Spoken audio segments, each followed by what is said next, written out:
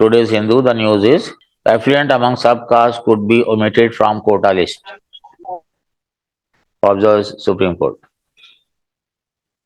Actually, Punjab government ने SC कोटे में सब कोटा डिसाइड किया था 2006 में एक एक्ट बना के, और दो कास्ट हैं जिनमें मजहबी सिख हैं और वाल्मीकि हैं, इनको 50% रिजर्वेशन दे दिया था। एससी का जो whatever reservation are there, 50% was given to that these two communities.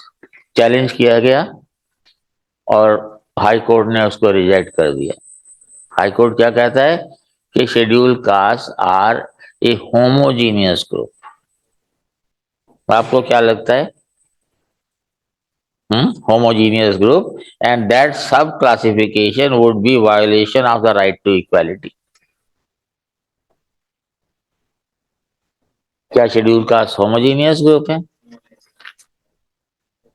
एक वर्ण में जितनी वेरिएशन नहीं होती उससे कई गुना ज्यादा वेरिएशन शेड्यूल कास्ट में है। पहले तो ये पैन इंडिया है।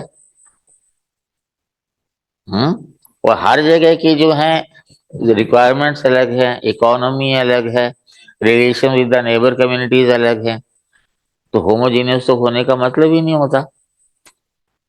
आपको पता है, मैं कई बार कह चुका हूं कि जजेस को एंथ्रोपोलॉजी पढ़ानी चाहिए, और ना पढ़ा सको तो लॉ के टाइम पे एक कोर्स इंट्रोड्यूस कर दो यार।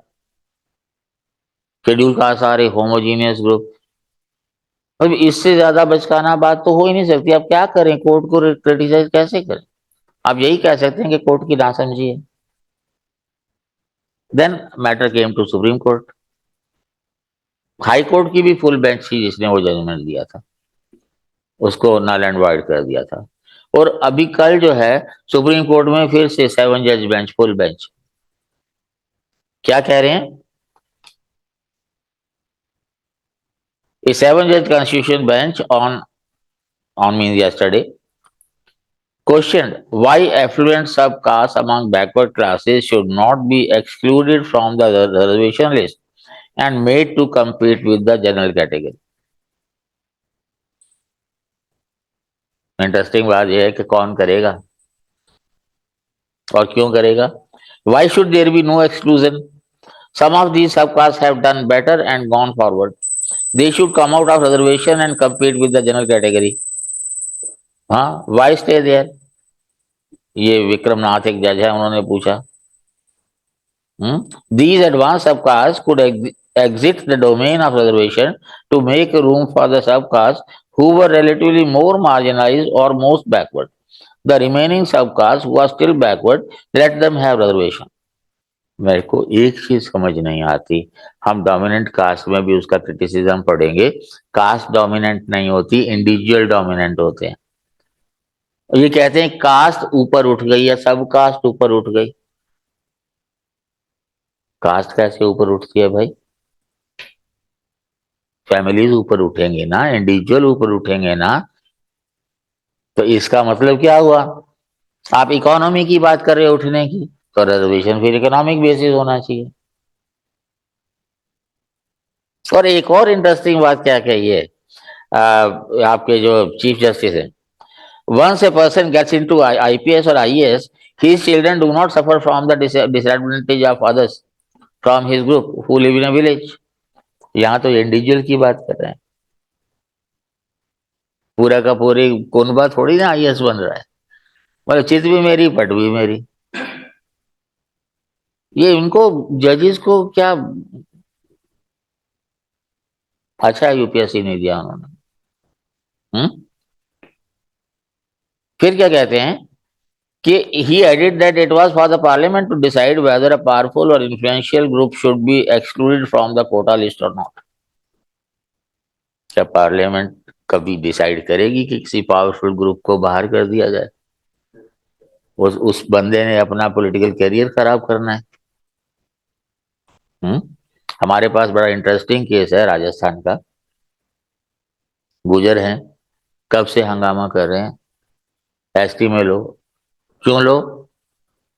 पहले वो compete कर रहे थे अच्छा खासा, उनको ओबीसी लिस्ट में है।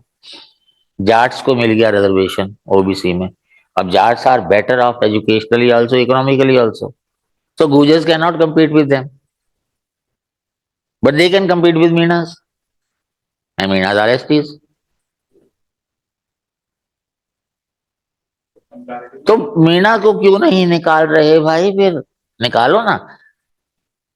गुजर्स को इसलिए रिजर्वेशन नहीं दिया जा रहा क्योंकि गुजर्स कंप्राइज ऑफ अबाउट 5.5% और 6%, जबकि मीणा जो है वो 11% है। कौन सा पॉलिटिकल लीडर इतना महान है कि जो 11% वोट सीधा ही कह दे कि मेरी जरूरत, आपकी जरूरत नहीं है भाई? क्या सुप्रीम कोर्ट को पता नहीं है कि कोई भी पॉलिटिकल पार्टी ऐसा स्टेप नहीं उठाएगी? Even when OBC reservation was declared, VP Singh ने जब कहा था, किसी भी पॉलिटिकल पार्टी की हिम्मत नहीं हुई थी। नॉर्थ में स्टूडेंट्स ने बहुत हंगामे किए थे। एक गोस्वामी साहब था, उसने जल गया था खुद ही। बट इन जनरल डेमोक्रेसी की डेफिनेशन तो पता है, भीड़ें चलती हैं। डॉक्टर लोहिया ने कहा था, यहाँ सिर गिने जाते हैं, तोले नहीं जाते। Nobody bothers about what is inside the head. हम हमेशा रिजर्वेशन को टिका के ही क्यों रखना चाहते हैं? मेरे को ये समझ नहीं आता कि आज तक कौन सी ऐसी कंसर्टेड एफर्ट हुई है कि जो लोग दबे कुचले गिरे लोग हैं उनके लिए क्या क्या किया गया है, उनको ऊपर उठाने के लिए, और उस गतिविधि से, उस एक्शन से कितना स्टेटस उनका बढ़ा है। आउटकम एनालिसिस तो होता ही नहीं ना। बस हमने इतने लोग जो है गरीबी से ऊपर उठा दिए, कहीं ज्यादा ही ऊपर उठ गए हो तो कौन जाने। हम्म क्योंकि स्टैटिस्टिक्स तो आप लोगों को पता है ना, मैंने आपको बताया था ना, गुड बेटर बेस्ट होता है, बैड वर्स्ट वर्स्ट होता है। उसी तरह लायर, डैम लायर, स्टैटिस्टिक्स। जितना बड़े से बड़ा झूठ होगा उसको स्टैटिस्टिक्स से जस्टिफाई कर दो। तो ये जो है चीफ जस्टिस कह रहे हैं, द सेवन जज bench is examining the question of whether states can identify and sub classify groups within the schedule caste who deserve greater reservation. Karpoori Thakur formula आया था एक बार, 20% उन्होंने ओबीसी डिसाइड किए थे, 8% बैकवर्ड्स, 12% एक्सट्रीमली बैकवर्ड्स। हंगामा हुआ था, पर फिर वही मुद्दा तो वही है ना, पॉलिटिकल, शांत हो गया। लेकिन किसी ने लागू किया नहीं उसको बाद में। और ये जो आपके सरकार कह रही है कि जो कम्युनिटीज ऊपर उठ जाएं, एक अभी पिछले महीने हमने डिस्कस किया था कि of all the benefits accrued by these OBCs, 37%, 38% communities को 97% बेनिफिट्स मिल रहे हैं। क्या बाहर करोगे हमको? तो सारी डोमिनेंट कास्ट है। जज की कुर्सी पे बैठ के डिसाइड करना आसान होता है, मंत्री की कुर्सी पे बैठ के पता लगता है कि भैया मेरे को सर्वाइव करना है कि नहीं। जज को थोड़ी ना सर्वाइव करना है उसके बेस पे। बट दीज जजेस they don't even give alternative directions. भी जो दबे कुचे कुचले लोग हैं वो आज तक why they are where they are, कोई सवाल नहीं उठता इस बार।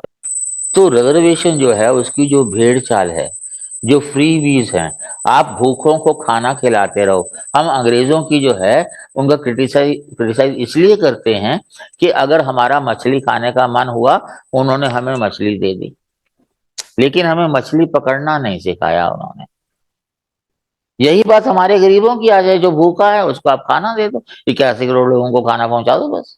जिस वीडियो की मैं बात कर रहा हूँ ओबीसी की, उसमें भी कहा था, चाणक्य ने कहा था, किसी देश को सुखी होना है, बॉर्डर शुड बी प्रोटेक्टेड, हाँ, the belly should be full and everyone should have work.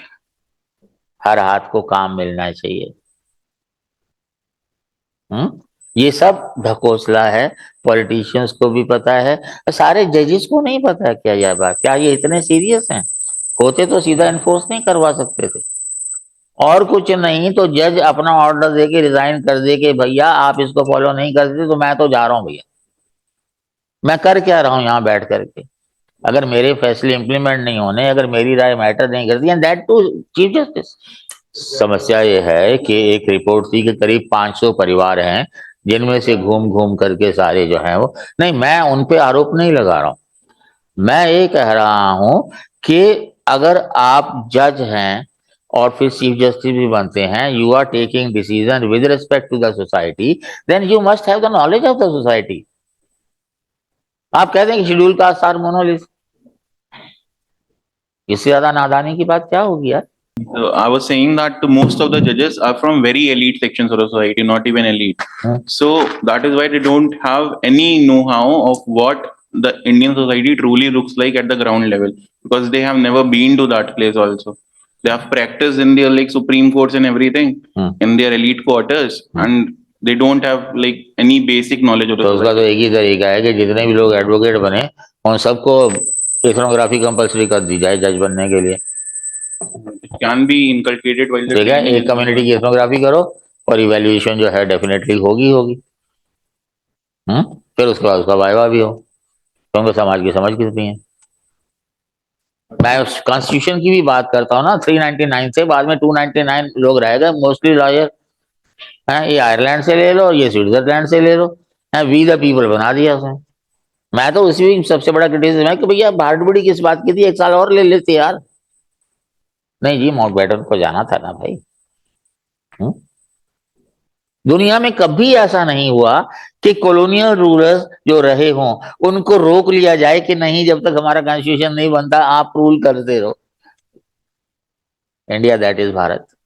ठीक है, जब भी रिजर्वेशन का इशू आता है, अब you can be critical to any extent, but then you have to give suggestions as well. क्या सजेस्ट करोगे? वो तो खुद ही जब IAS IPS की बात कर रहा है तो he is talking about individual status. Individual status जो है, क्योंकि जब से इकोनॉमिकली वीकर और का और OBC का आया है, सोशल जस्टिस का तो टैग जो है वो ढीला पड़ गया है एक तरह से। वैसे भी we have realize that this type of reservation is not going to benefit them. और वैसे भी जब मेन स्ट्रीम में लाना है तो you have to seek an alternative, and the only alternative यानी इकोनॉमी। पर हमारे यहाँ तो लोग मास्टर हैं। हाँ, एक जो है वो करोड़पति भी EWS का सर्टिफिकेट बनवा के अपने बच्चे को पब्लिक स्कूल में भर्ती करा लेता है। तो सोल्यूशन तो वही बचता है जो मैं कहता हूँ, सरकारी स्कूल में जो पढ़ा है 12वीं तक उसको 2 रिजर्वेशन